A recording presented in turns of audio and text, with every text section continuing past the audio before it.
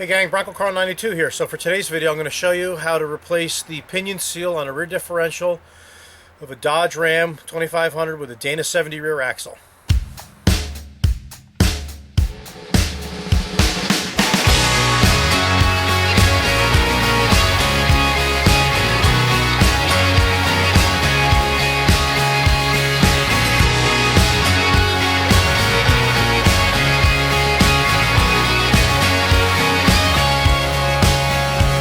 Alright, so anyway, I noticed some spots on the ground underneath the truck by the rear, and took a look under there. Yeah, got a couple spots on the ground over there, and if we take a look at the sorry about that, the bottom of the housing there is all wet, and I actually took a look at the pinion, and the pinion's soaked. So what I'm going to do is we'll get the camera set up, we'll climb under there, and I'll show you how to replace the pinion seal, quick and easy.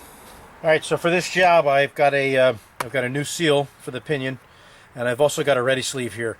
The truck's got 130,000 miles on it. I'm thinking that there's probably a groove worn into the seal surface on the pinion, and this is a quick, easy way to fix that groove and give a nice new sealing surface. So let's get that pinion off and get going. Alright, so here's our rear, and you can see it's kind of wet right here, so it's obvious that our leak is the pinion seal. So what we need to do is we need to unbolt the drive shaft here from the companion flange, and we'll just move the drive shaft up out of the way, and then we'll take the yoke off. We'll change the seal. We'll put the sleeve on the yoke and put it back in place. So these are a 5/16, and they're usually pretty tight. So I like to just crack them loose, and then I have a ratchet with a swivel on it. Makes it a little faster to get them out.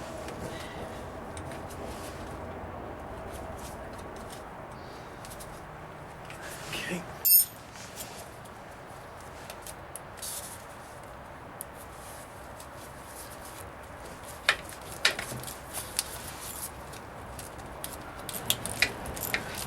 Now I also should mention that the wheels are chocked, the emergency brake is on, and the truck's actually in neutral, so there's no tension on this. Okay, then just take a pry bar,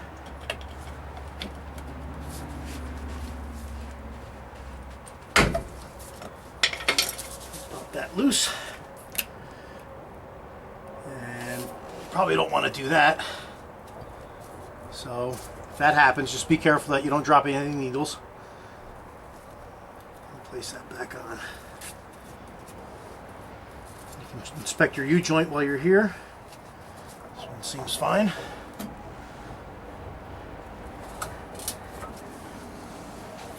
Now I'm just putting the drive shaft up on top of the muffler and securing it with a nylon strap. You could pull it out of the transfer case.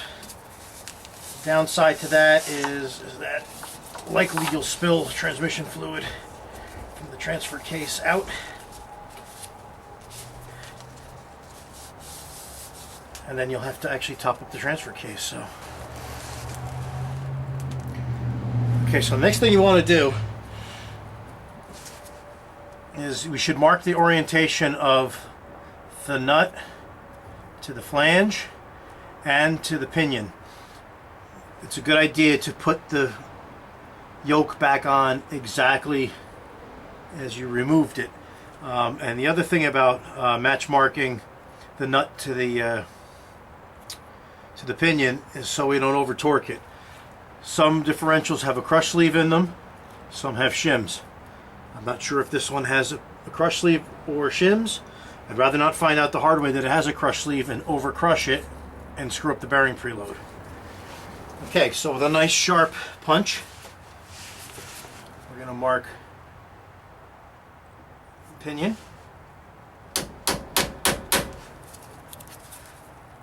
mark the nut.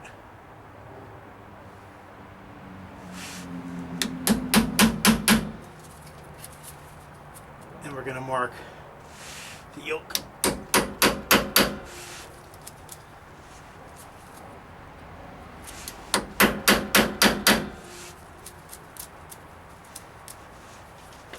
Okay.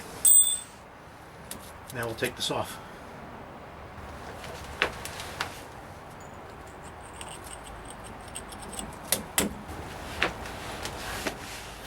Okay, so 1 5/16 socket.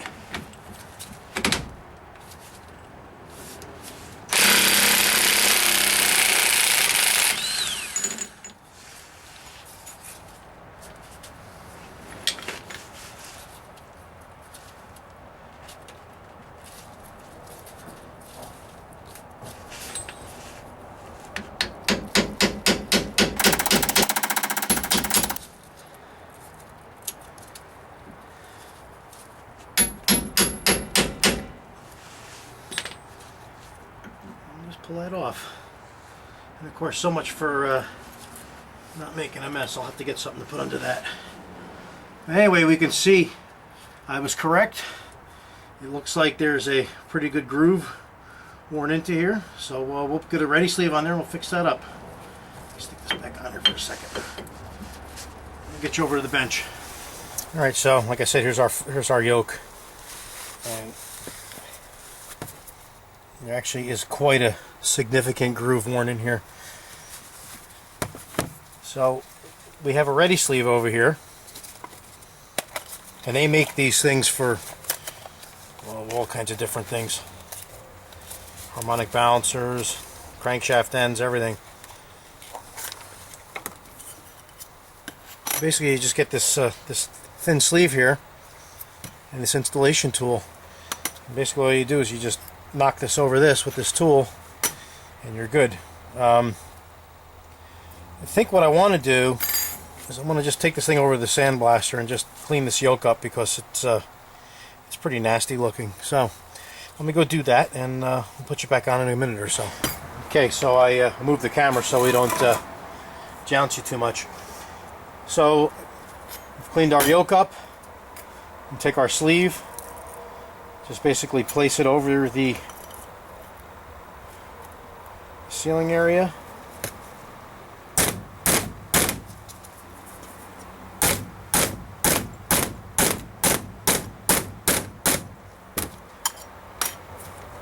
Until your tool bottoms out on here. And now this little ring on the bottom here, the stalling ring, you're just supposed to clip that.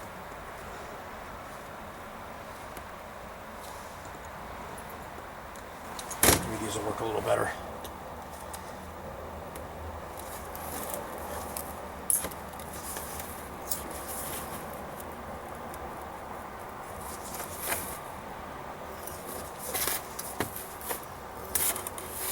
That's it. We got a nice sealing surface again. So the last thing I'm going to do is I'm just going to run the thread chase through our holes here.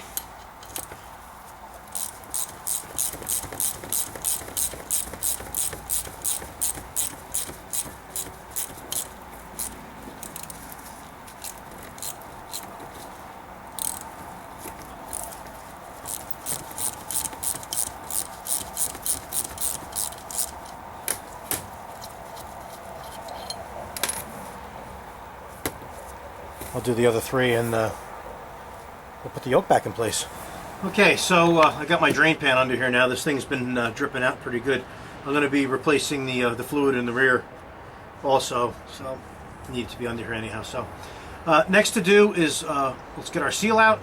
So just get a large screwdriver. Just get back in behind the lip.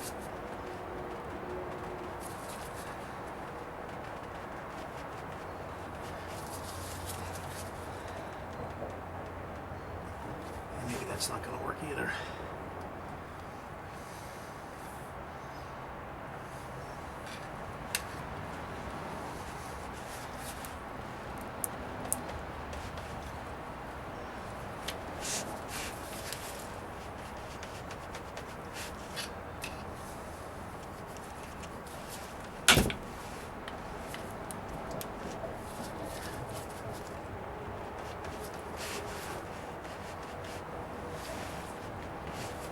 This one seems a little stubborn, so what we can do is take the screwdriver and actually pound against the seal, pop a little hole in it.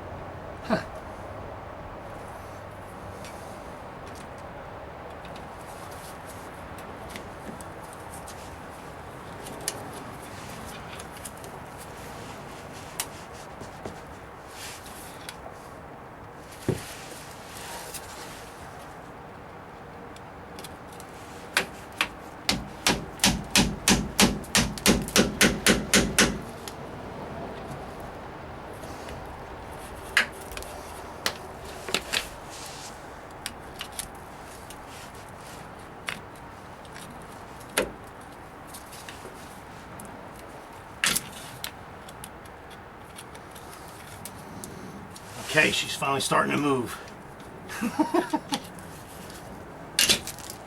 There you go.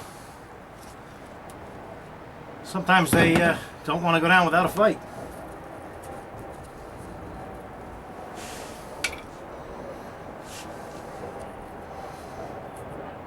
I think at this point this might be a good time to pull the cover off the rear. So let me do that. Alright, so we're going to get this rear cover off. Drain the fluid out of here. So I start at the bottom.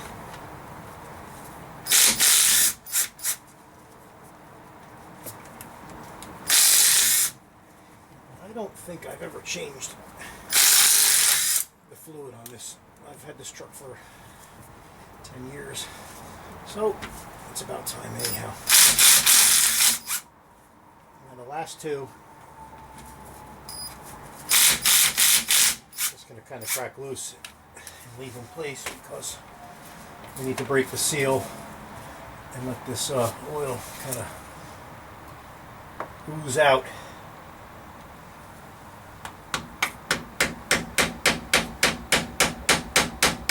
It looks like someone's done a very good job with the silicone on this one.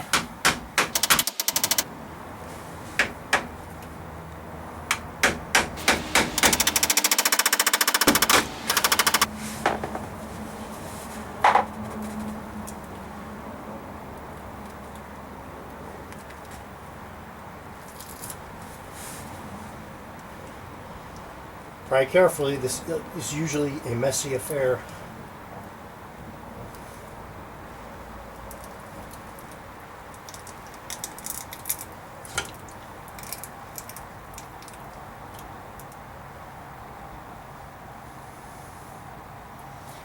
And the lube is kind of thick, tends to not drain down into the drain pan so quickly, so unless you want to wear some of it, which I don't recommend.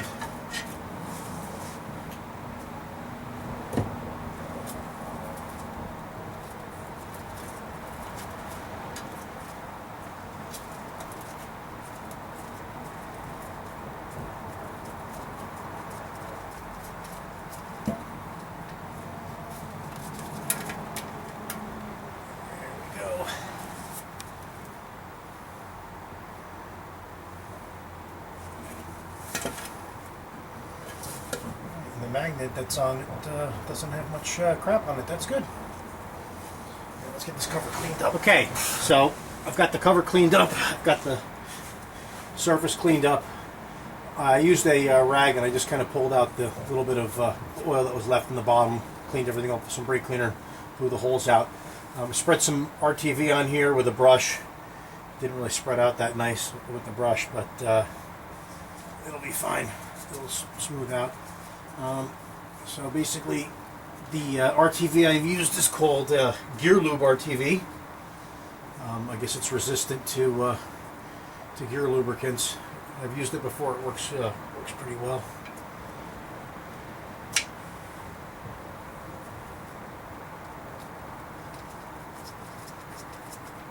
Now, I don't know if the factory even uses gaskets anymore. I think the factory even uses RTV now.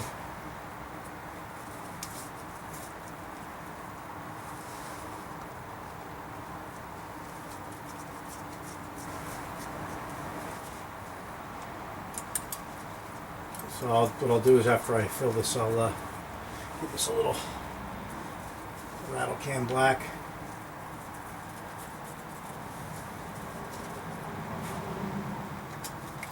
I'm assuming that the fluid was changed on this rear, I'm going to say twice. This will make it number 3.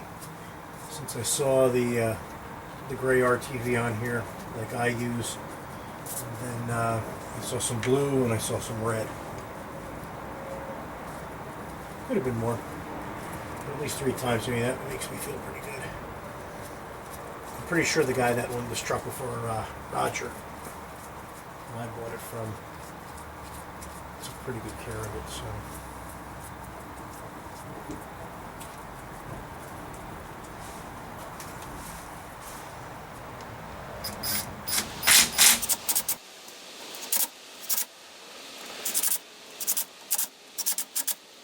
I should also mention that this is a limited slip differential, so we will need to add a tube of posi-traction additive along with 3 quarts of this stuff. The total capacity is 6.7 pints, so I think all this should do it. So. Anyhow, let's get our pinion seal back in place, and then we can fill her up. All right, so we're pretty much cleaned up over here. Just get this little wipe out.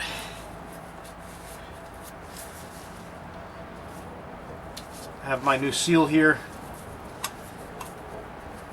and this is just one of my ball joint tools that I have.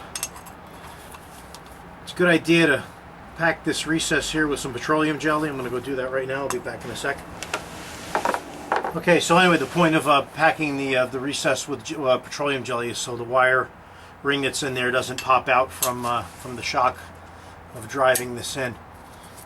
So just get it square.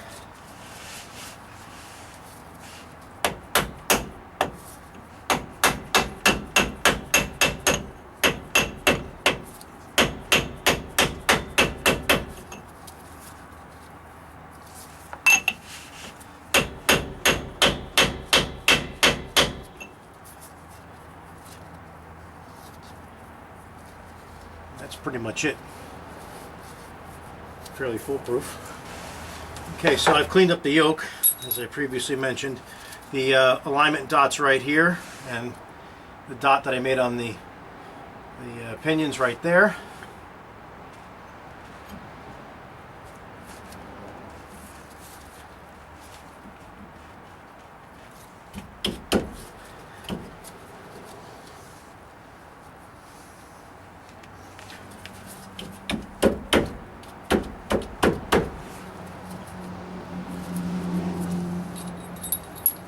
Washer and our nut. Oh, almost forgot. Put a little Loctite on the nut.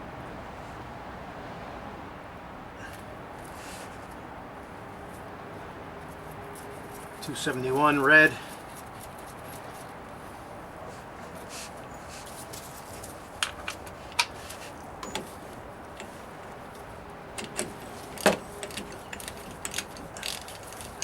course, I would tighten this up with a hand ratchet.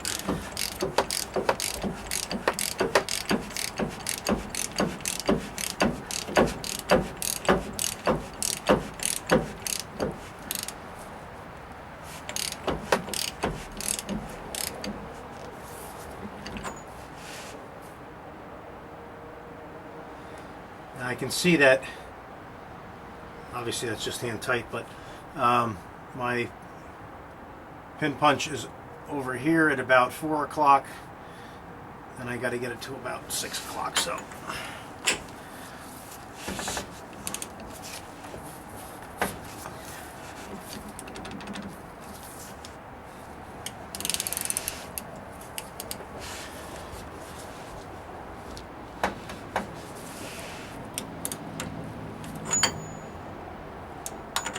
more.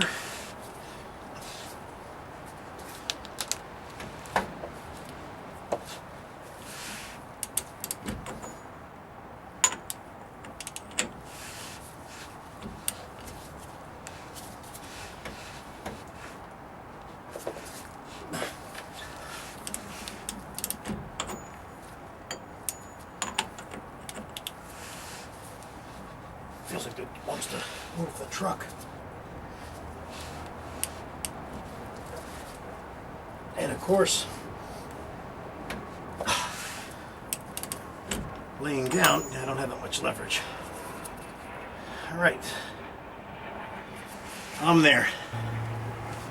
And there we go. So I'm going to stick the drive shaft in place, and then we'll fill the rear up.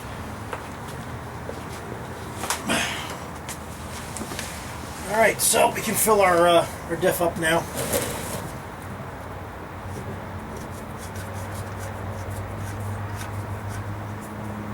So what I'm going to do is I'm going to put a quart of regular fluid in first, then I'll put the additive in, and then we'll finish filling it.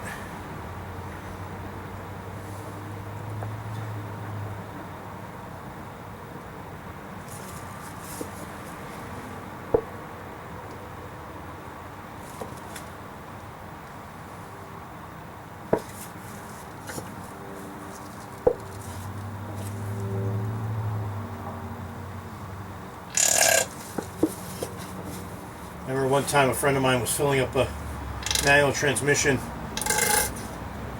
with a bottle of this lube like this, and I guess he was so impatient of getting the fluid in that he squoze too hard, and the end of the bottle came off, and he got gear lube all over him. It was kind of funny. Now, if you don't use the limited slip additive, the rear will chatter going around turns and won't work properly. So the additive is basically, I guess, a friction modifier that allows the clutches to grip properly.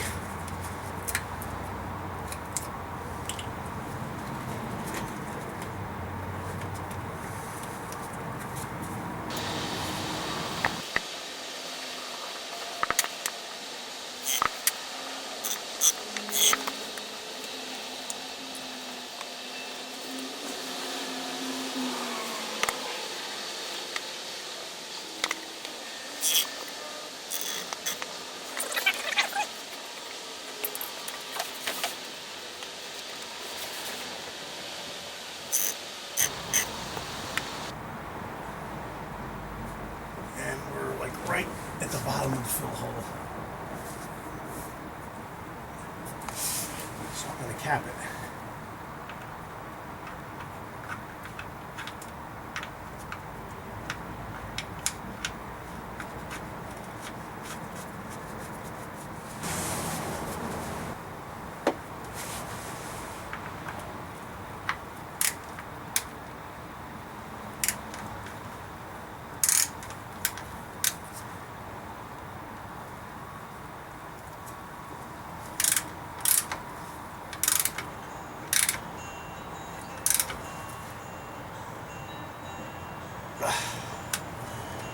That's that. Alright, so I just took her for a road test, and looks dry now. good repair. Okay, so that job went pretty easy. It seemed that I spent more time cleaning the parts up and painting them than it took to do the actual repair. So to recap, we put a Redi-sleeve on the yoke, we replaced the pinion seal, and like I said, we changed the fluid in the diff. So total time spent, I'd say probably about an hour. Wasn't really all that bad. The Redi-sleeve is about 25 bucks. The seal was 12, and I'm not sure how much the fluid is. I mean, the bottle of fluid is probably $6 or $7 times 3, and then the limited slip additive. So, as always, thanks for watching Bronco Carl 92, and we'll see you again soon. Take care.